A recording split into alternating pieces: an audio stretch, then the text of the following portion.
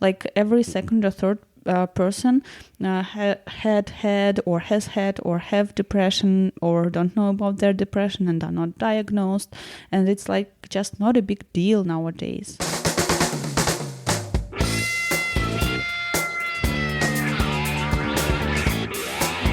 Welcome to the Germany Experience, the podcast about life in Germany as seen through the eyes of outsiders.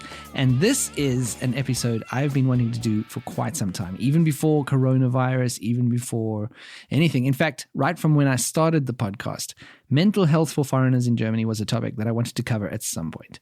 And I just wasn't sure how to approach the subject. And then a few months ago, I was contacted by a Russian journalist working in Berlin named Daria Sukharchuk. And I know I'm probably destroying that pronunciation, so my apologies, Daria. She got in touch and she wanted to collaborate somehow. And I thought this might be the perfect chance to put together an episode about mental health. So in this episode, Daria, who was also my guest in the last episode, by the way, interviews a fellow Russian living in Berlin named Deenara, who speaks very openly about dealing with depression. And then after that, I talked to a Frankfurt-based therapist named Marita Helkimo about Deenara's story and also other things to do with the topic. But let's start with Deenara. Deenara is from Kazan, Russia, and she's been living in Berlin for 5 years. She works in tech, and she also writes poetry and performs it live in Berlin. And she also does some art. And by the way, you can support her on Patreon. I've put the link in the show notes. If you're interested, it's all in Russian, but you can check it out. There's a YouTube video of her reading some of her poetry. And as I said, support her on Patreon. If you want to hear her background and the rest of her story, I will be releasing that part of her interview later this week in a bonus episode. But for this episode, the focus is on the depression she experienced in the years after she moved to Germany. So here is Deenara talking with Daria about her experiences with depression.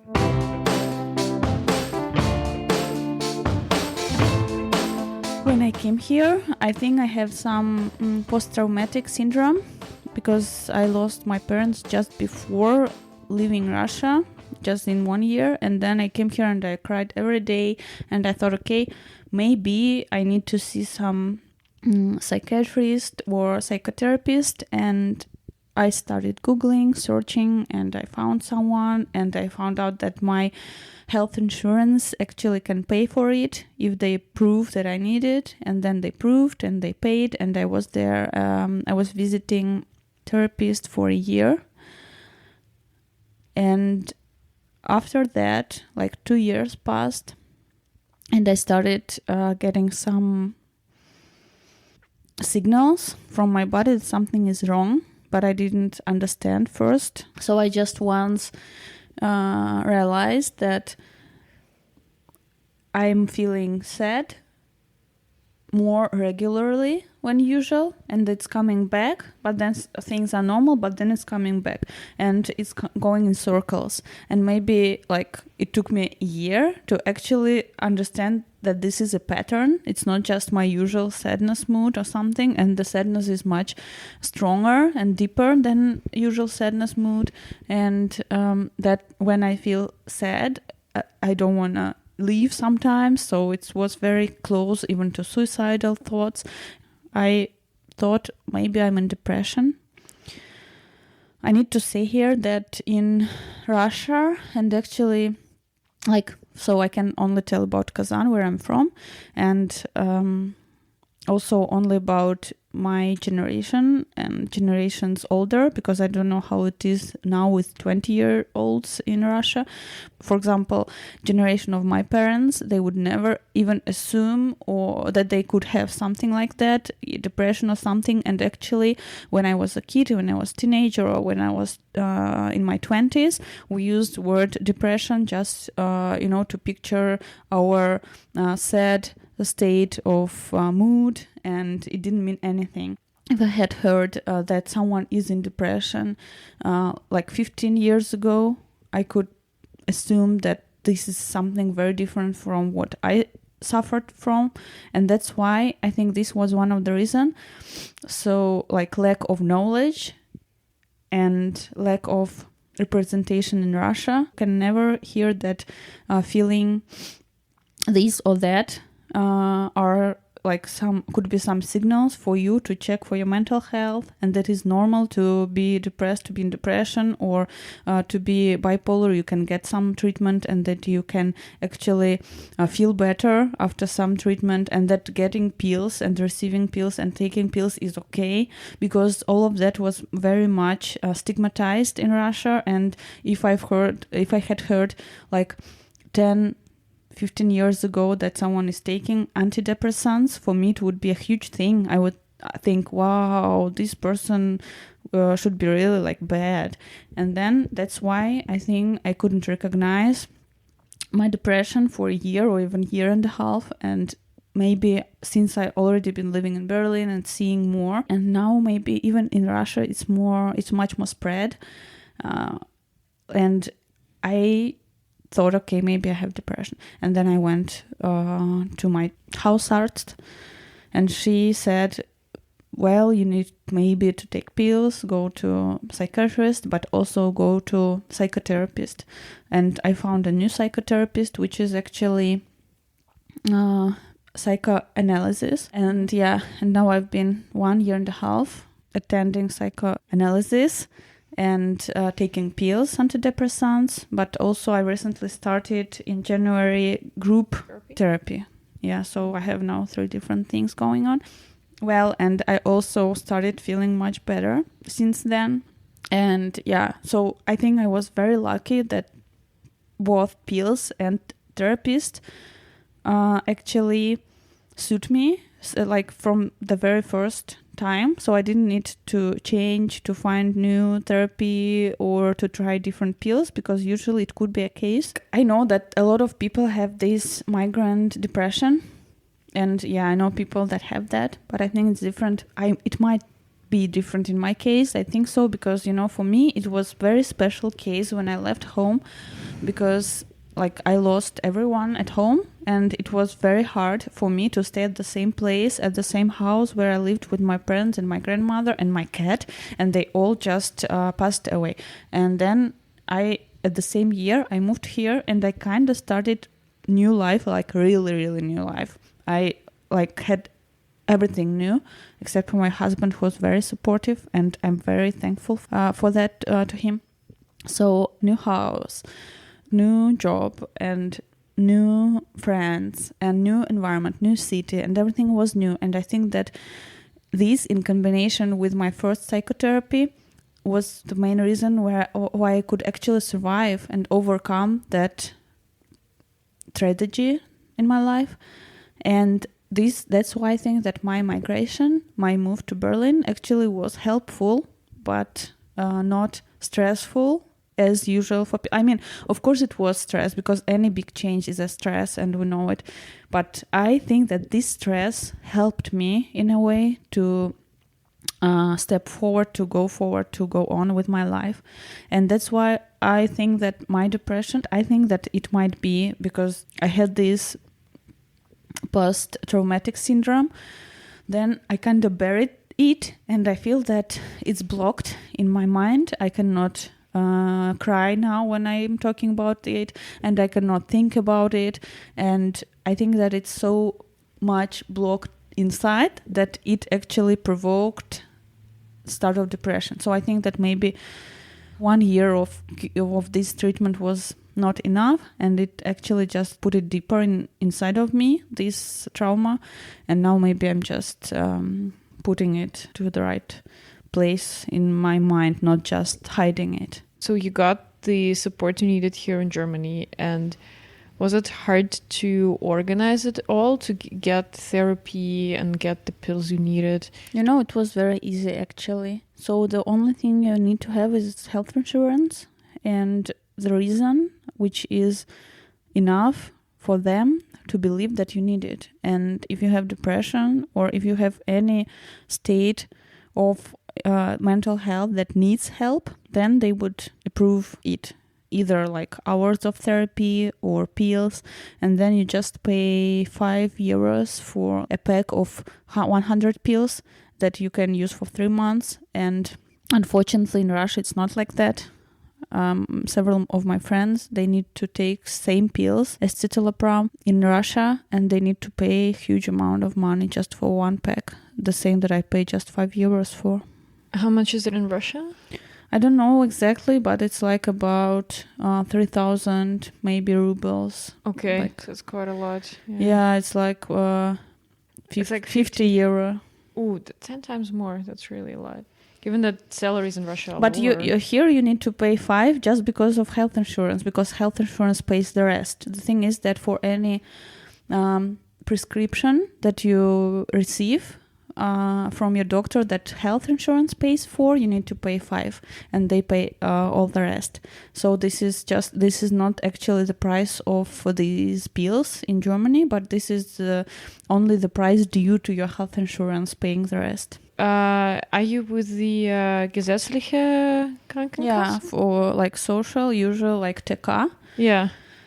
And I think it's ideal. I know that most of people are in usual gesetzlich health insurances, and I've heard good things about TK, and all of my friends with TK, they got their treatments and therapies approved. So I think that TK is good. This is the second reason, after the thing that people are just not informed enough.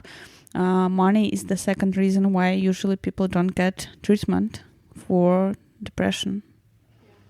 And in Germany, you said that you need to prove that you need therapy. So it was just your Hausarzt that wrote something? Or? Actually, you do it with your therapist, psychotherapist. When you already come for the first session, you fill some form with questions of your mental state. And then your therapist would do everything on their own. They would send it to your insurance, and then you just wait for their answer. Do you know a lot of people in the circle who struggle with mental health post-migration? Well, not a lot, but I think there are people who suffer. I've read a lot about depression, and I know that no one knows for sure what your depression is provoked with. But one of the reasons could be a strong stress, and this could be 1, death, 2nd, birth, or move to different city, which is actually like a new life.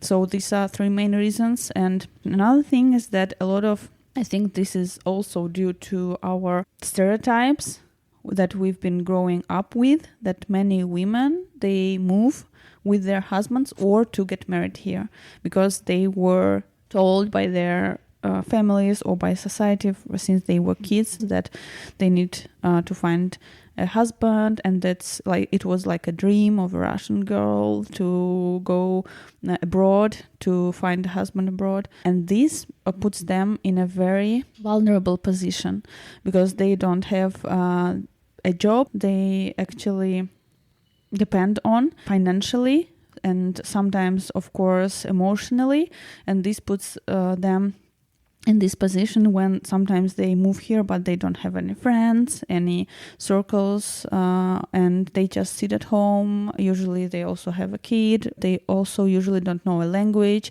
and that's why they feel just like they are thrown in a totally different environment where they have no friends, no money, no language, and this also could be a good reason for depression. Would you recommend that if you are recently immigrated and you start feeling weird, just go talk to your Hausarzt? Always. I think that, first of all, please do not rely just on one Hausarzt, because doctors are also people, right? And they can also make mistakes, or they could just be bad doctors. And then go to several. It's not like a huge amount of time. Maybe you spend 3 days, but at least you know for sure what you have. So I was lucky that I went to a really good Hausarzt who had double qualification, and she was also a psychiatrist, and she could also prescribe medicines, and she could also understand your diagnosis. And she was the one who actually prescribed me citalopram, which suited me very well.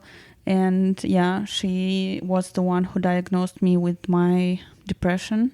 And also the next step when you try to find psychotherapists, you need to wait for several months or for half a year. And of course, even if you speak like German or English very well, it's always better to have psychotherapy in your native language. And that's why I found both times I found Russian-speaking psychotherapists. And it's also, of course, not easy. But in Berlin, it's much easier than anywhere. And what I did once, and I think first time, I was reading ratings online. There are several websites with ratings for different doctors in Berlin. And this is important. Secondly, you need to make a lot of calls, and unfortunately in some depressed state of mind, or also like if you have any other mental health issues, maybe anxiety or something else, or panic attacks, so I think you might ask for help for your friends or maybe your partner to help you to do these calls, because for me it was one of the most difficult things. And I was lucky that both of the times I was actually accepted into therapy just from the first call. Some therapists, I think many of them, they have Sprechstunde, so that you just can come and wait and talk to them and get some advice. So you recommend also going to the Sprechstunde? That helps. But not all of them have this. But the second way, which I used, was asking for recommendations. Even if you are very new and even if you don't know anyone, you can ask in some groups, and people, I think, could recommend you and give some good recommendations, because one of the most important things that I learned is to learn on other people's mistakes if you talk about doctors. So I know, for example, several psychiatrists or psychotherapists in Berlin who are known by everyone that they are very bad, but they still have their practices. And some people who don't know that, they can just go and they can get into some, I think, trouble maybe, because like they didn't check or they didn't ask recommendations. So I recommend strongly to ask for recommendations online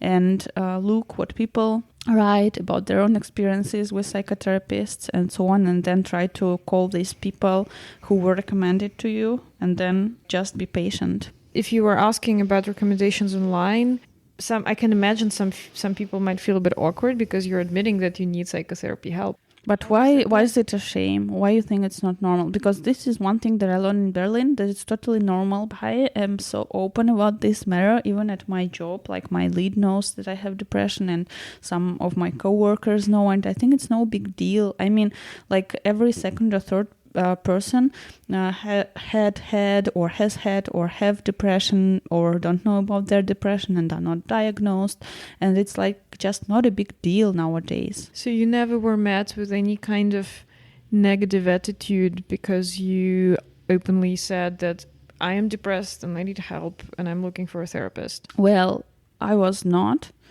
But like on the contrary, people started to write me to private messages asking for advice, because they found out that I was asking for recommendations, and then they might be a bit like ashamed to write it in public, and that's why they just send me direct messages asking for advice. And there were dozens of people doing that, and I gave them advice, and then several people were approaching me with thank you, because they actually managed to find a therapist with my recommendations. I'm always happy. Like just yesterday, one person told that they found their therapist because of my recommendations, so I'm always happy. Just wanted to add something to your last question, is that of course it could be very different reactions to when you say that you are in depression or that you're looking for some medical health or therapy, because people are different. And what I learned since I started to perform, that you never need to pay attention to what people say, because they are so different, and even in groups, people are very, very different. And I faced some really rude attitudes in Berlin groups just posting my t-shirt for sale. And you need to be always aware, especially when you are in a special state, that people could react differently. But what you need to know, that it's absolutely normal to be in different health states, and it's not different from having a flu, and you need treatment, and it's also no different from having a treatment from flu. Yeah, just keep it in your mind, and then you just I hope that you cannot pay attention to whoever says that it's not normal. I want to encourage people to take care of their health and mental health, because before I got depressed and I was thinking that physical health is something, but mental health is not a big issue. But then I understood that they just on the same positions and you need to take same care about both to feel good. There was a lot of insight in that interview with Deenara, and there's also so much to learn from Daria's talk with Deenara, and I'm convinced that it will help someone who's listening that maybe is experiencing some of these symptoms or some of these feelings, or someone who maybe doesn't know exactly what to do, or even how it works with the Krankenkasse, the health insurance. Hopefully there's something in Deenara's story that can help you. Now, there was a lot to take in from that interview, and I wanted to ask an expert about some of the aspects of Deenara's experience. I found Marita Helkimo, a therapist based in Frankfurt. She is what's called a Heilpraktikerin, and we'll get more into that later in our chat.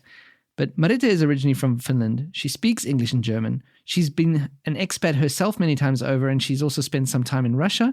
And her focus is on expats, help for expats, therapy for expats, and so on. So I thought she was perfect for some of the questions that I had about Deenara's story. And the first one was, something that surprised me was Deenara wasn't even sure that she had depression. In her interview, she said she would feel more sad than usual at times and mentioned the sadness was going away and coming back and kind of going in circles, as she explained it. She also described herself as being close to suicidal thoughts at times. It took her a year to realize that there was a pattern to all of this, and yet, even at that point, the way she put it is that she started thinking, maybe I have depression. So she wasn't even sure at that time. I asked Marita, how can one recognize that it's time to seek out help?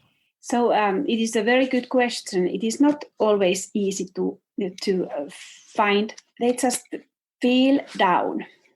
And to make a diagnosis, it's my work and from other colleagues, like psychiatrists, medical doctors who can do psychotherapy or psychological psychotherapists, as they are called in Germany.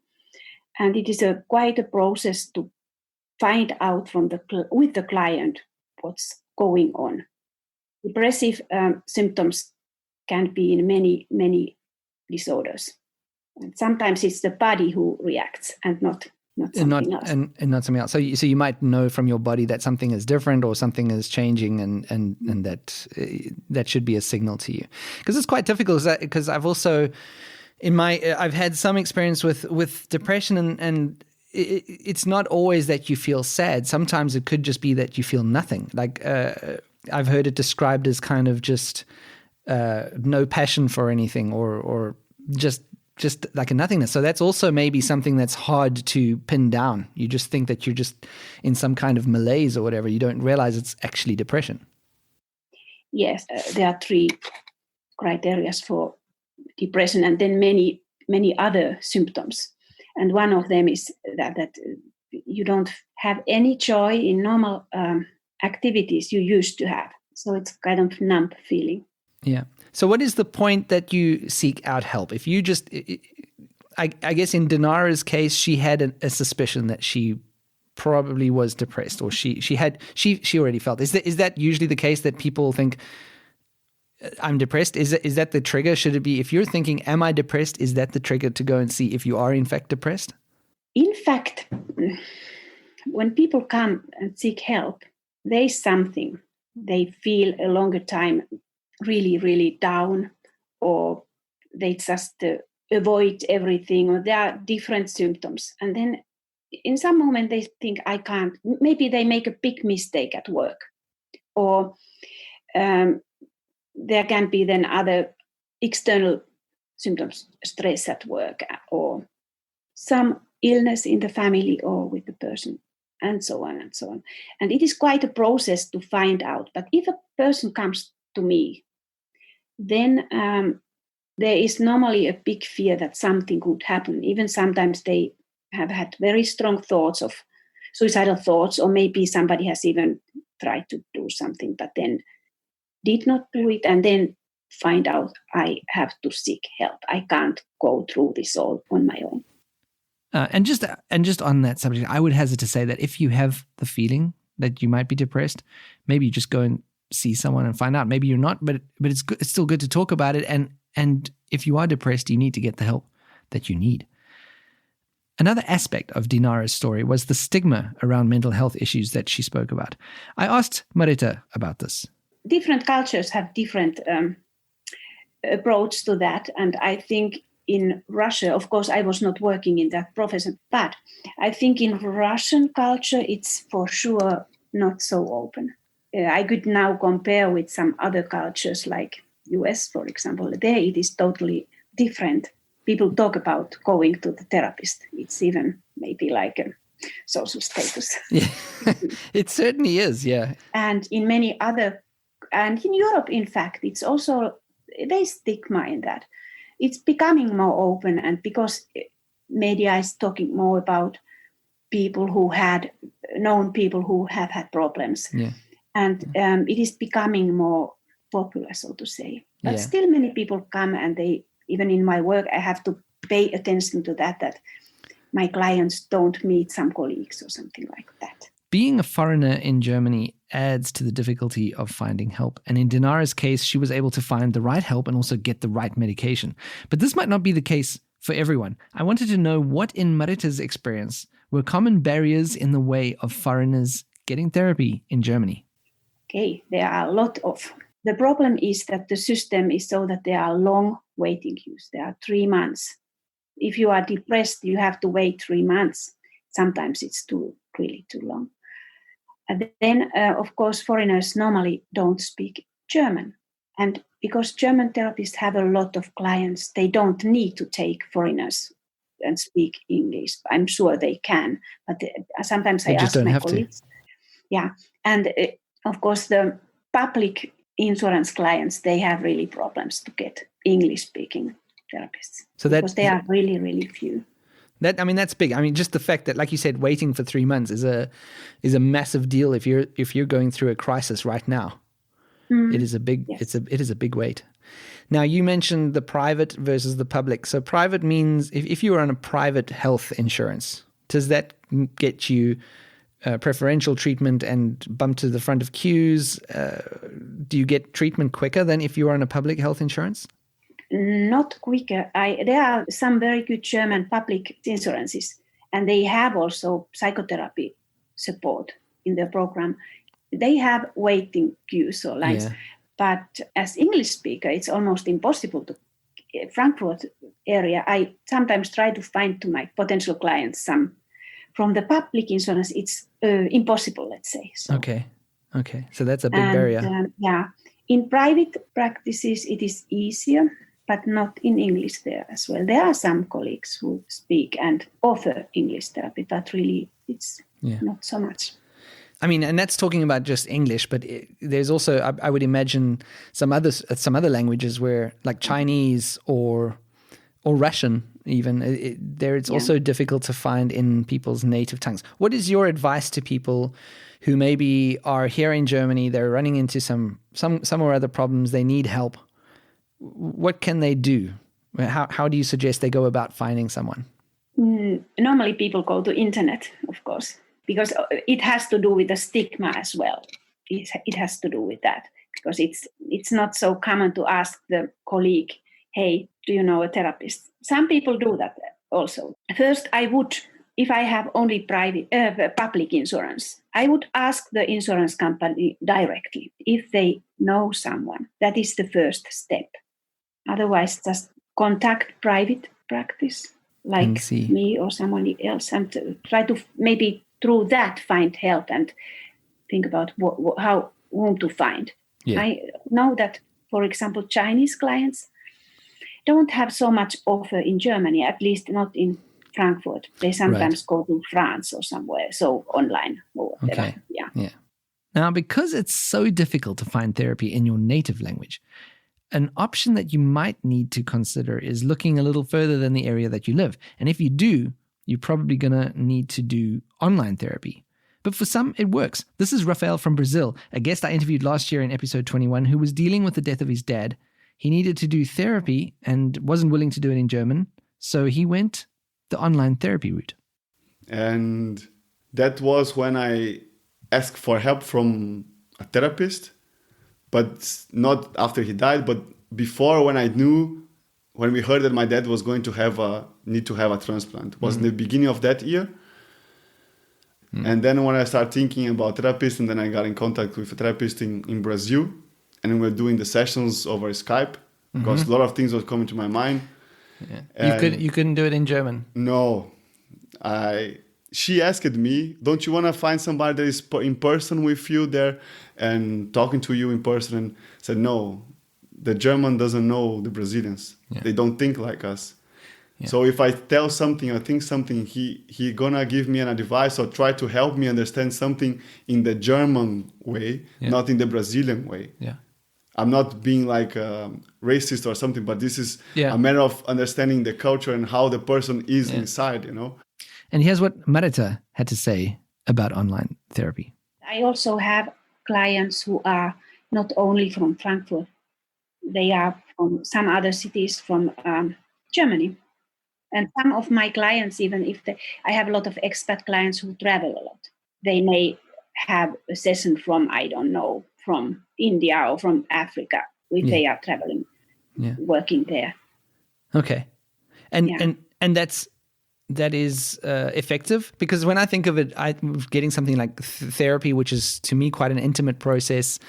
It's obviously better or at least to me, it's better face to face and in person. But do you find the online variant also just as effective and helpful? Sometimes not, but very often it was. I prefer to see my clients at least 1 or 2 times in person in my practice. Then there is the personal dimension. And of course, it depends on the disorder that my client has or the issue they have. Yeah. There are some methods, it's not easy to do that online, but talking therapy and, for example, cognitive behavioral approach, it's possible to do. I then send some exercises in advance and we talk about that. Of course, being in Germany brings its own challenges, even if you're not depressed or struggling with an issue that you already have. I asked Marita about common things about Germany itself that can affect the mental well-being of foreigners. Okay, first of all, the culture is different. Yeah. The language. From one moment to another, you are handicapped. You don't understand what's going on. Everybody looks at you. You look different. Many people really also look different. And they don't speak the language or they spoke it broken.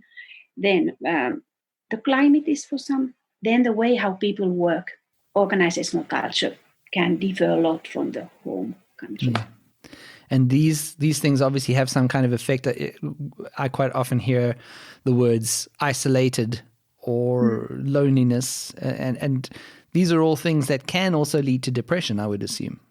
And then the network, what we used to have at home, is not in the beginning, at least not in the beginning there. So there are lots of different reasons why, or factors why something can go wrong, let's say. Yeah. So.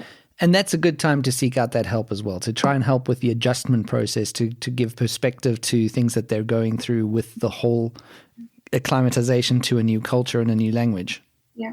How long do you think it takes to get over that period? I'm like, everyone is individual, of course, and some people never get used to it. Is there a kind of period where you can say, right, I'm feeling really down right now, trying to make this life in Germany work? How long do I give it before I say this is really not working for me, or I am depressed and this is not good for my mental state? Yeah, most of the disorders or there is time criteria as well. And for example, adjustment, normally it should start in the first 3 months, and 6 months, it's normal. If, for example, typically I'm always moved with my family, then school changes. The first 4 months are normally terrible because the kids are just unhappy. Everybody's unhappy. Then after half a year, they speak the language. Yeah. And with us adults, it's the same. You know, if you change a job, it also takes some time, even in home country. Yeah, that's true. Yeah. If it's half a year, it's normal. Some people need 2 years. Then it can be a problem. One of the things that struck me about Deenara's story was how open she was when she was going through it. She mentions that she told her colleagues, she told her lead, and it helped her that these people knew what was going on. And it's maybe easier for someone who is as open as Deenara is. But I know this is also not always that easy because depression is very personal. And sometimes the depression is rooted in something you might feel ashamed about. So it's not an option for everyone. But if you can tell the people around you, it can help you cope better with the situation. I brought this up with Marita to get her opinion on this. That is my experience also. If people talk with maybe some trust persons, then it helps. There's more understanding. And I even, in my work, I sometimes get recommendations from colleagues. So they say, my colleague was here. They don't tell the names. And of course, if I don't have to hide how I feel, then it's easier to be free and also easier to recover. I like what she said there. If I don't have to hide, it's easier to be free and recover. And of course, if you tell the people around you what's going on, you can get a bit of extra help that maybe you wouldn't have gotten otherwise. For example, if your manager knows what you're going through and he understands or she understands, then maybe if you need to take a few days off work, then it's easier to get that time off. Or maybe you find someone has unexpected insights that you wouldn't have heard or gotten to know had you not told someone. So I think there's something to be said for a certain level of openness in the situation. And you never know the support you might get when you're just a bit more open about it. One topic that's not really related to Deenara's story directly, but that I wanted to ask Marita about, was the stigma in Germany towards Heilpraktiker. These are practitioners who did not necessarily study the profession at university. The word is often equated to alternative healing. And because of this, many people might not look to help from one of these professionals because of our understanding of what they might be. Let me read you the Wikipedia definition. Heilpraktiker, or healing practitioner, is a naturopathic profession in Germany. It is recognized as an alternative and complementary healthcare profession by German law. A Heilpraktiker does not need to have any formal education or training, but must do an exam at the health authorities. This exam used to be somewhat basic until the 1980s, at which time it was made to become much more demanding. A candidate needs to have a good knowledge of medical sciences such as anatomy, physiology, and pathology, and psychiatry. A good knowledge of law regulations is also needed.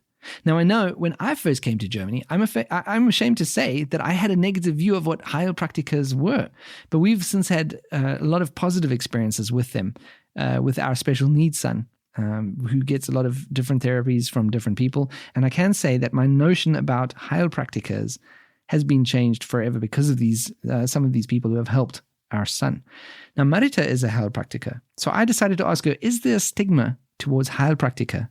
I think in Germany there is, so it is not university study, and in my opinion, the word Heilpraktiker is not really the right for Heilpraktiker for psychotherapy.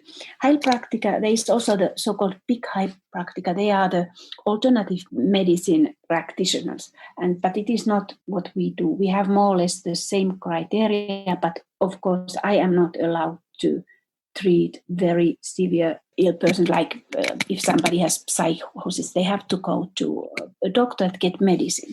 Accompanying, it's also even possible to treat these people, but first they have to get the medicine. Yeah, and that's something you can't do. You can't prescribe that medicine. No, but psychologists can't either. Only doctors can. But psychologists, they have very often the public insurance contract, so it's easier for them to get a lot of clients in the beginning. Yeah, and I must admit, even for me, when I came over to Germany from South Africa and heard Heilpraktiker, I never remember this word. Heilpraktiker, it's male. Heilpraktiker or Karin, yeah. Yeah.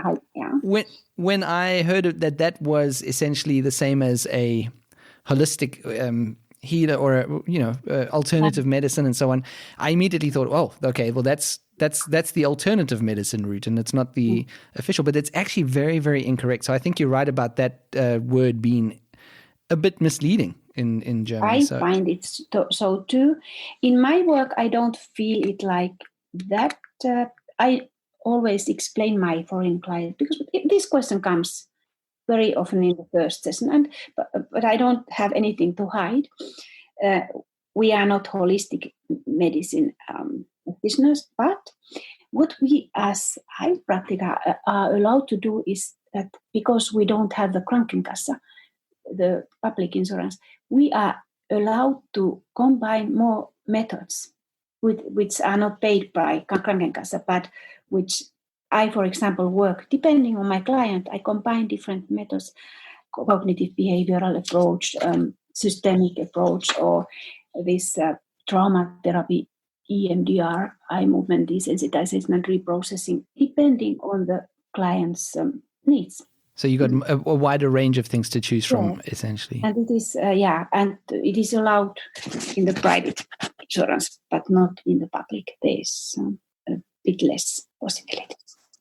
Yeah, but I agree with you. It's misleading name. It's very misleading.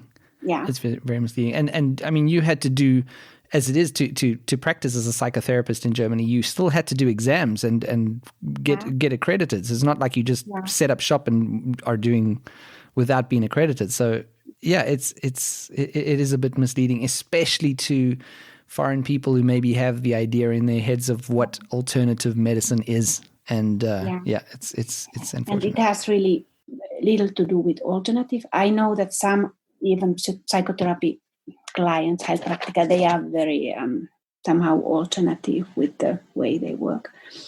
It doesn't have to be. Doesn't have to be, indeed. And finally, I just wanted to share an optimistic soundbite from Marita. Depression is something, good news is that normally people get rid of that. There is some moment, there is more light in the black tunnel and then they come out. So after all that, the one thing I think that the one message that I want to get across is if you need help, ask for it.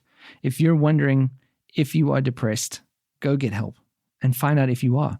Or like Deenara said, sometimes you need to make a few phone calls to get set up with a therapist or to find out from the health insurance how it all works. And this might be hard in whatever mental state you're in at the time. If this is hard for you, get someone to help you. Just ask for help. And that is it for this discussion of mental health in Germany. But I can tell you, this is not going to be the last time I get into this topic, because this is an important issue for me, and even more so in these difficult times that we're living in with coronavirus, and it's difficult times as it is.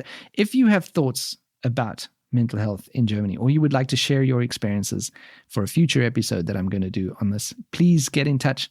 Send me a mail to info@thegermanyexperience.de, or you can find me on social media. Get in touch and send me your stories and send me your thoughts. Thank you so much to Deenara for being so open with her experiences with depression. I'll be putting Deenara's full story in a bonus episode later this week, as I mentioned earlier. And also, thank you to Marita for coming on as a guest. She practices in the Frankfurt area, and her name is Marita Helkimo, and you can find her at psychotherapy-in-frankfurt.de. And she's also part of the PsyShrink network. You can see the links to all of that in the show notes. She specializes in expats and does therapy in Finnish, English, and German. And she also offers online therapy, as you heard in my discussion with her. And finally, thank you to Daria Sukharchuk, who interviewed Deenara and edited the interview afterwards. On Facebook, she's Daria Sukova, and Twitter, she's Marionetta_Maya. Link in show notes, as usual. Share your thoughts, mail me, or join the Germany Experience Facebook group, and I will talk to you again next week. Music in this episode, theme song by my band, 10 Cent Janes. Other music in the episode until the end by Ryan Anderson. Auf Wiederhören.